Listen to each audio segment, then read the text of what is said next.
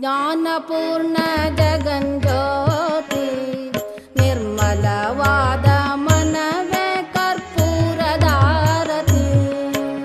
ಜ್ಞಾನಪೂರ್ಣ ಜಗಂಜ್ಯೋತಿ ನಿರ್ಮಲವಾದ ಮನವೇ ಕರ್ಪೂರದಾರತಿ.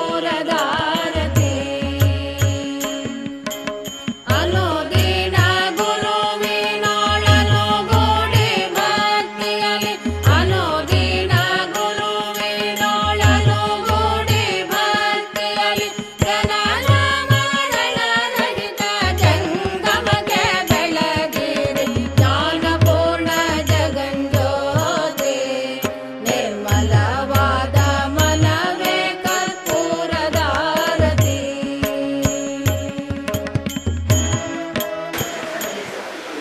If you are purchasing the seedling of the tomato, brinjal and chili from the nursery or grafted plant of the nursery, okay. Cut down the bag and keep the entire plant with the soil in the center of the pit. ನೀವು ನರ್ಸರಿಯಿಂದ ಸಸಿಗಳು ತರ್ತೀರ, ಅಗಿ ತರ್ತೀರ, tomato, ಮೆಣಸಿನಕಾಯಿ, ಬದನೆಕಾಯಿ ಈ ಥರ ಸಸಿಗಳನ್ನ ತರ್ತೀರ, ಅಥವಾ ಕೆಲವು ಸಲ ಗ್ರಾಫ್ಟೆಡ್ಡು ಅಂದರೆ ಕಸಿ ಮಾಡಿರೋವಂಥವನ್ನು ಕೂಡ ತೊಗೊಂಬರ್ತೀರ. ಅಂಥ ಸಮಯದಲ್ಲಿ ತಂದು ಏನು ಮಾಡ್ತೀರಿ ಅಂದರೆ ಆ ಚೀಲವನ್ನು ಕತ್ತರಿಸಿ ಆ ಗುಂಡಿಯೊಳಗೆ ಇದನ್ನು ಇಡಿ, ಮಣ್ಣು ಸಮೇತ ಸಸಿನ. Add the Bijamrutam on the root of the seedling. ಇದನ್ನೇನು ಮಾಡ್ತೀರಿ, ಮಣ್ಣೊಳಗೆ ಇಡ್ತೀರಿ. ಆ ಪ್ಯಾಕೆಟಿಂದ ತೆಗೆದಿರೋ ಮಣ್ಣು ಆ ಗಿಡದ ಪಕ್ಕಕ್ಕೆ ಏನು ಮಾಡ್ತಾರೆ, ಈ ಬೀಜಾಮೃತನ ತೊಗೊಂಡು ನಿಧಾನವಾಗಿ ಇಲ್ಲಿ ಒಯ್ತೀರಿ. ಇಲ್ಲಿ ಏನಾಗುತ್ತೆ ಅಂದರೆ ನಾವು ಈ ಇದ್ರೊಳಗೆ ತರ್ತೀವಿ, ಏನು ಹೇಳಿ, plastic ಟ್ರೇಗಳಲ್ಲಿ.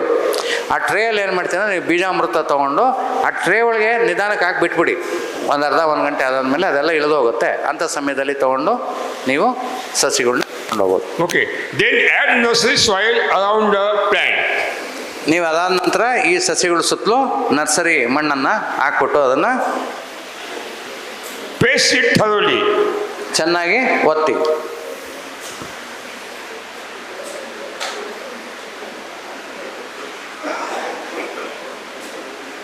Add that much quantity of the nursery soil so that 3 inch it will be heaped upon the soil surface.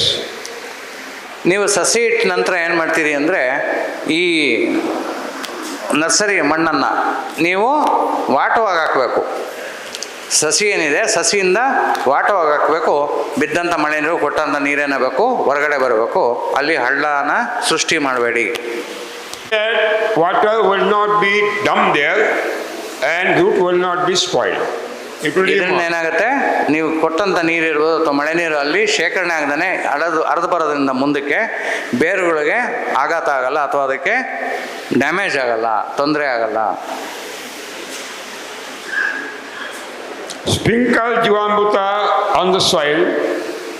ಜೀವಾಮೃತವನ್ನು ಆ ಮಣ್ಣಿನ ಮೇಲೆ ಅದು ಸುತ್ತಲೂ ಅದನ್ನು ಪ್ರೋಕ್ಷಣೆ ಮಾಡಿ. Around the seedling. ಸಸಿ ಸುತ್ತು. Cover the soil by mulching.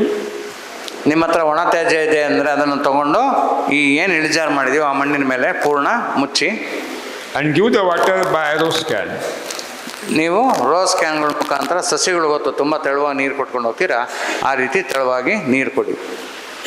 Mulching will save the roots from the birds, incoming heavy rain, cold and severe heat. ಈ ಒದಕೆ ಮಾಡೋದ್ರಿಂದ ಏನು ತ್ಯಾಜ್ಯವನ್ನು ನಾವು ಒದಿಸೋದ್ರಿಂದ ಮಣ್ಣಿನ ಮೇಲೆ ತೀಕ್ಷ್ಣವಾದ ಬಿಸಿಲು, ಗಾಳಿ, ಮಳೆ ನೀರು ಮತ್ತು ಗಾಳಿಯಿಂದ ಇದನ್ನು ನಿಮ್ಮ ಆ ಬೇರುಗಳನ್ನ ಸಂರಕ್ಷಣೆ ಮಾಡುತ್ತೆ. ओके, समझ में आ गया? जीवामृता, ओके, घन जीवामृता, बीजामृता, भोजनामृता, ओके.